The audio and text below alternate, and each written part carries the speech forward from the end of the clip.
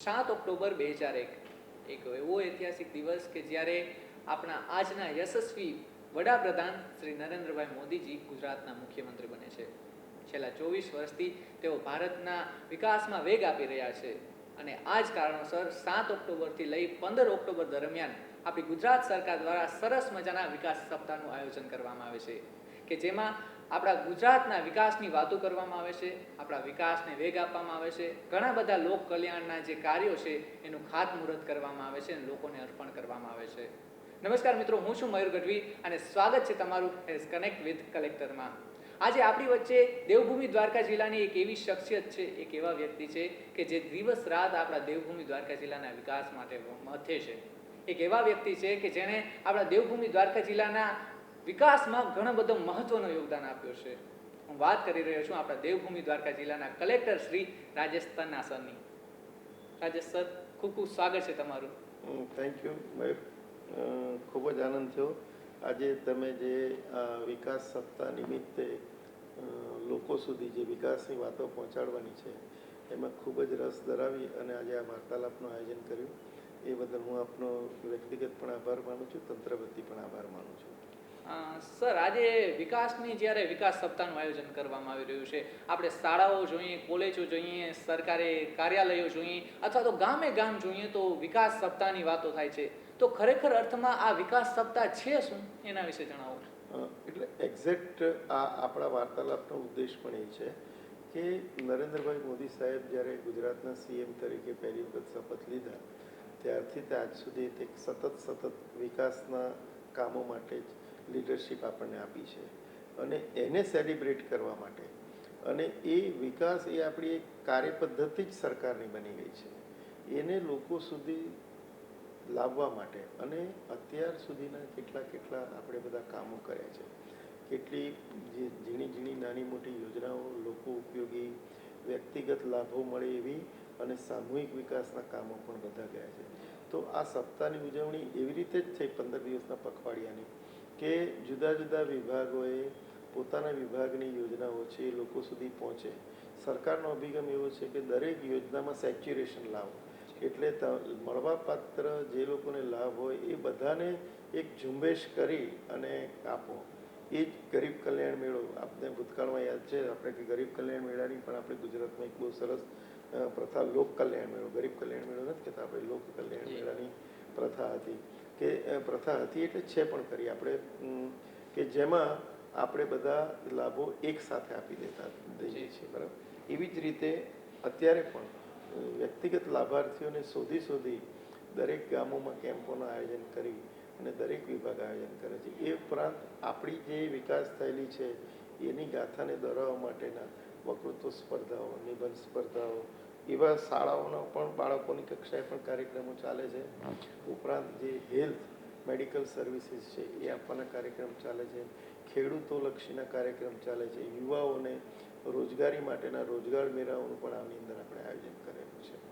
આપણે જોઈએ તો ઘણા બધા કાર્યક્રમો છે, ઘણી બધી પ્રવૃત્તિઓ છે જે સરકારશ્રી દ્વારા કરવામાં આવે છે, પરંતુ જ્યારે બહારનો વ્યક્તિ કોઈ આપણા જિલ્લામાં આવે ને, દેવભૂમિ દ્વારકા જિલ્લામાં, તો તેને સૌથી પહેલાં 4 ધામમાંનો એક એટલે કે આપણું દ્વારકા યાદ આવે, દ્વારકા નગરી યાદ આવે, દ્વારકાધીશ યાદ આવે. એટલે આપણું જે મુખ્ય જે દ્વારકાધીશનું મંદિર છે એવા આપણા જિલ્લામાં ઘણા બધા ધાર્મિક સ્થળો છે.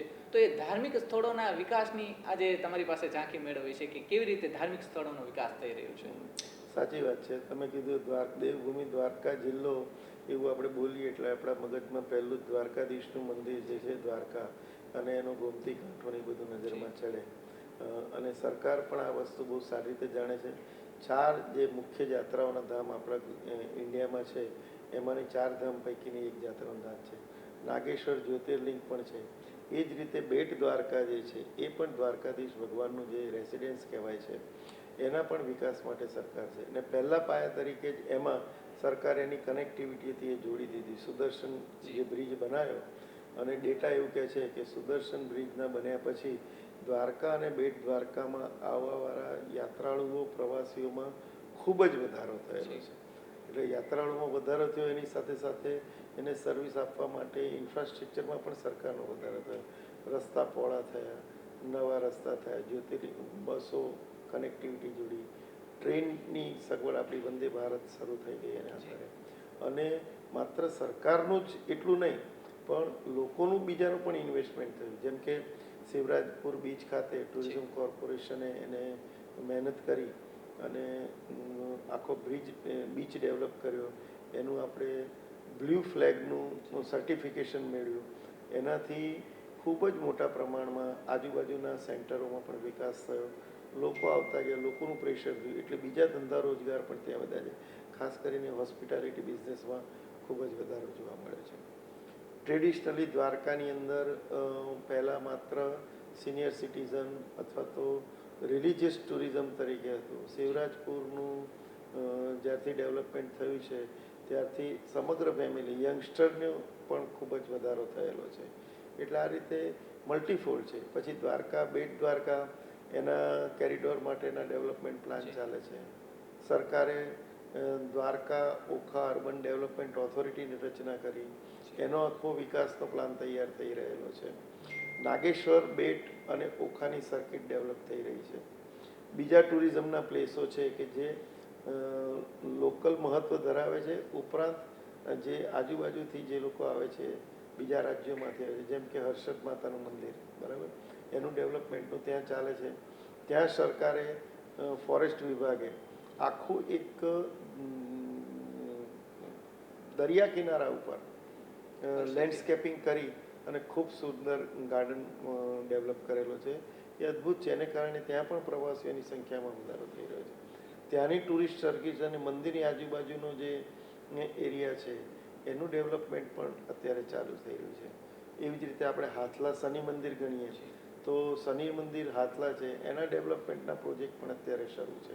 એટલે આમ ગણીએ ને તો બધી જ રીતે વિકાસ ટુરિઝમને એક કેન્દ્ર બનાવી અને મલ્ટીફોલ્ડ વિકાસ આપતા ઇકોનોમિક ડેવલપમેન્ટ થઈ રહેલું છે આપણા વિસ્તારમાં. પરંતુ એમાં સરકારશ્રીએ, ફોરેસ્ટ વિભાગે ઘણું બધું યોગદાન આપ્યું છે. આપણે હરસિદ્ધિ વન જોઈએ, બરડામાં ખાસ કરીને જે જંગલ સફારી બનાવી છે, જે લોકોમાં ખૂબ જ લોકપ્રિય બની છે, એનો વિકાસ આજે કેવી રીતે થઈ રહ્યો છે એના વિશે થોડુંક જણાવો. હા, તમે સારો મુદ્દો યાદ કરાવ્યો. દર વર્ષે વર્લ્ડ લાયન ડે આપણે ઉજવીએ છીએ અને મોટે ભાગે લાયન અને ગીર, સાસણ ગીર, એ બંને એક સિક્કાની બે બાજુ, એક ઓળખ છે એની. પણ ઓવર ધ પીરિયડ રાજ્ય સરકારે જે રીતે સિંહોનું સંવર્ધન થયું, પર્યાવરણની જાળવણી થઈ, જંગલોની જાળવણી થઈ, જંગલ વિસ્તારમાં વૃદ્ધિ થઈ, એટલે ધીમે ધીમે જે નેચરલ કોર્સમાં સિંહોનો વસવાટનો વિસ્તાર પણ વધ્યો છે. અને છેલ્લા કેટલાક સમયના ઓબ્ઝર્વેશનને ધ્યાને લેતા આપણો જે બરડા વિસ્તાર છે, ભાણવડની આસપાસ, ભાણવડ પોરબંદરની વચ્ચેનો વિસ્તાર, થોડોક કદાચ જામનગરનો પણ આવે, એ બરડા વિસ્તારમાં જે છે એની જે ડુંગરમાળા છે એના વિસ્તારમાં સિંહો દેખાયા છે. વસ્તી ગણતરી દરમિયાન પણ ત્યાં સિંહોનું આખું કુટુંબ ફેમિલી જોવામાં આવ્યું. એટલે રાજ્ય સરકારે આ વખતે વિશ્વ લાયન દિવસની સિંહની ઉજવણી આપણે બરડા ખાતે કરી હતી. અને એમાં પણ સરકારે છેલ્લા ગઈ સાલથી પણ જંગલ સફારીનું ત્યાં આયોજન કર્યું છે. જે રીતે આપણને રૂટ ઉપર સિંહ જો દર્શન કરવાની સગવડતા ઊભી થાય છે અને જંગલને આપણે માણી શકીએ છીએ, સાસણગીરમાં જઈએ છીએ, એ જ પ્રકારની તમામ વ્યવસ્થાઓ અને બીજી પણ ટુરિસ્ટોના સગવડ માટેના પ્રકલ્પો વન વિભાગે હાથ ધર્યા છે. મને એવું લાગે છે કે આવનારા સમયમાં સાસણગીરની જેમ જ આ બરડા ખાતે પણ પ્રવાસીઓનો ખૂબ મોટો ધસારો જોવા મળવાનો છે અને વન વિભાગ એને માટે પણ પૂરતું સજ્જ છે. જે સરકાર કામગીરી કરી રહી છે અને તમે જે એમાં યોગદાન આપી રહ્યો છે એ દેવભૂમિ દ્વારકા જિલ્લાના લોકો છે એ જોઈ જ રહ્યા છે. એક સમય આપણે જોઈએ ને તો એવો હતો કે જ્યારે ખેડૂતોને સિંચાઈ માટે પાણી સગવડ નથી મળતી, આપણો જિલ્લો એ ખૂબ જ પછાત હતો. પરંતુ આજે ઘણી બધી સિંચાઈ યોજનાઓ આવે છે, આપણા ખેડૂતો પાસે પાણી પહોંચી રહ્યું છે. તો એ વિકાસની ગાથા છે એ થોડીક જણાવો.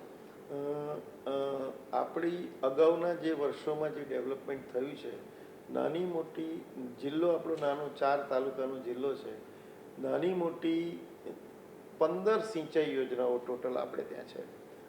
એમાં વર્તુ, સાની એ બધી મોટી કહી શકાય. સાનીનું તો રીડેવલપમેન્ટ થઈ ગયું છે અને લગભગ 90% જેટલું એનું કામ પણ પૂરું થઈ ગયું છે. જેની વોલ ને સિંચાઈનું કોઈ સામાન્ય થોડું ઘણું કામ બાકી છે, જે કદાચ 3-4 મહિનામાં પૂરું થઈ જશે. એટલે આવતો ચોમાસામાં તો સાનીનું પાણી પણ આપણને ભરપૂર મળવાનું છે અને એના હિસાબથી જે જામ રાવલ અને એ પછીનો નીચેનો ઇશ્તિહાર આપણે જે ફ્લડમાં તકલીફ આવે છે, ફોર્ચ્યુનેટલી આપણને આ વર્ષે એવી કોઈ તકલીફ નથી પડી, પણ આવતી સાલથી એ ડેમ થઈ જશે એટલે એની સંગ્રહ ક્ષમતામાં જબરજસ્ત વધારો થશે.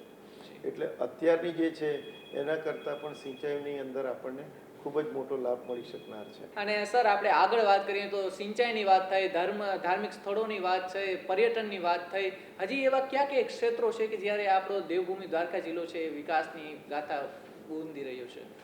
વિકાસની ગાથામાં તો કેવું છે કે કોઈ એ પેલા દરિયાના મુજામ છે, અનંત છે. દાખલા તરીકે હંમેશા આપણે એક સગવડ, એક ઇન્ફ્રાસ્ટ્રક્ચર એક લેવલનું આપીએ, પછી તરત જ એ સેચ્યુરેશન આવી જાય એટલે એનાથી બીજા લેવલ ઉપર જવાનું છે. દાખલા તરીકે આપણા રસ્તાઓ હોય તો રસ્તાઓની કેટેગરી હોય છે, જે ડિસ્ટ્રિક્ટને જોડતા રસ્તા, બીજા બરાબર અંદરની ઇન્ટરનલ રસ્તા, સ્ટેટ હાઈવેમાંથી આપણે જ્યારે થઈ જાય છે ત્યારે આપણા બજેટ અને પ્લાનિંગ મુજબ એને વાઇડનિંગ કરવાનું છે. અવર જવરની જો વધારે હોય તો એને નેશનલ હાઈવેમાં કન્વર્ટ કરવાનું. એ બધા સતત ચાલતા રહે છે. એવી જ રીતે અત્યારને આપણો જે ભૌગોલિક પરિસ્થિતિ છે એને જોતાં હું તમને ધ્યાન દોરું કે રિન્યુએબલ એનર્જીના પ્રોજેક્ટમાં આપણે ખૂબ જ આગળ છીએ. સંખ્યાબંધ વિન્ડ મિલ્સ અને સોલાર પાર્ક આપણે ત્યાં અહીંયા એના ઘણા બધા પ્રકલ્પોને આપણે અહીંયાથી મંજૂરી આપી છે અને સંખ્યાબંધ એવા યુનિટો છે કે જે અત્યારે કાર્યરત પણ થઈ ગયેલા છે. એટલે માત્ર ને માત્ર એવું કહીએ કે ખેતીવાડી આધારિત જિલ્લો હતો અથવા તો પાણીની તકલીફવાળો જિલ્લો હતો, એ બધી હવે દ્વારકા જિલ્લા માટે આપણે ભૂતકાળની વાતો થઈ ગઈ એવું કહી શકાય. આપણે દેવભૂમિ દ્વારકા જિલ્લાની વાત કરીએ તો આપણો જિલ્લો છે એ દરિયાકાંઠાનો વિસ્તાર છે. ઘણી બધી કુદરતી આફતો આવતી હોય છે. આપણે વિપોર જોઈએ, તાવતે જોઈએ તો એ સમયે આપણું જે ડિઝાસ્ટર મેનેજમેન્ટ હોય છે એની કામગીરી વધતી હોય છે. ત્યારે આપણે ડિઝાસ્ટર મેનેજમેન્ટમાં અત્યારે કેવી કેવી પહેલ કરવામાં આવી છે, તેમને કેવી રીતે પ્રોત્સાહન આપવામાં આવી રહ્યું છે? ભૌગોલિક દ્રષ્ટિએ આપણું જે દ્વારકા જિલ્લાનું સ્થાન છે ને, એટલે આપણે ડિઝાસ્ટરના મેપમાં હંમેશા રહેલા જ છે.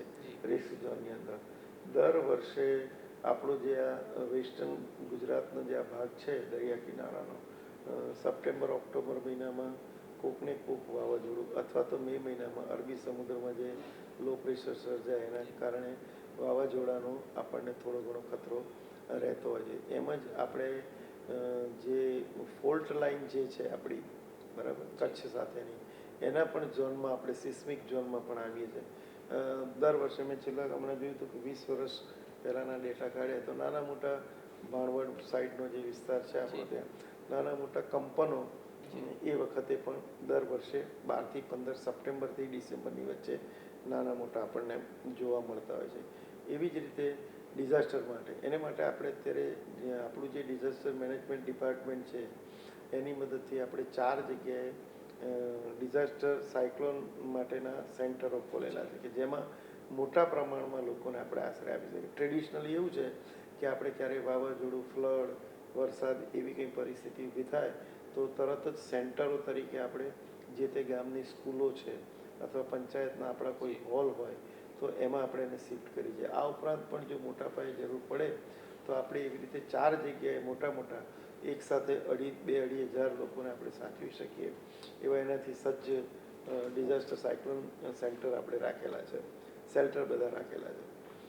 આ ઉપરાંત હમણાં છેલ્લા ગયા આપણી સિઝન ગઈ એ પહેલાં પણ આપણને ખરીદી માટે બહુ મોટી ગ્રાન્ટ આપી અને આપણને અને નગરપાલિકા વિસ્તારોમાં ડિઝાસ્ટરમાં જે રાહત બચાવ માટેના ખૂટતા સાધનો જે જોઈએ એ પણ આપણને આપી દેવામાં આવેલા છે.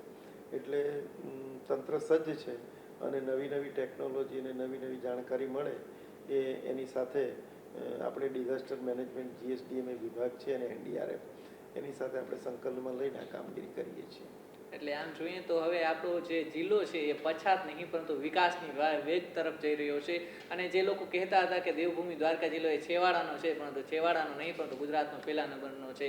અને એ પહેલા નંબરનો બનાવવા માટે આપણા જે વિકાસ છે એમાં સતત યોગદાન આપી રહ્યા છે, રાત દિવસ મહેનત કરી રહ્યા છે આપણા દેવભૂમિ દ્વારકા જિલ્લાના કલેક્ટર શ્રી રાજેશ તના સર. તમે જોડાયા એ બદલ ખૂબ ખૂબ આભાર. Thank you.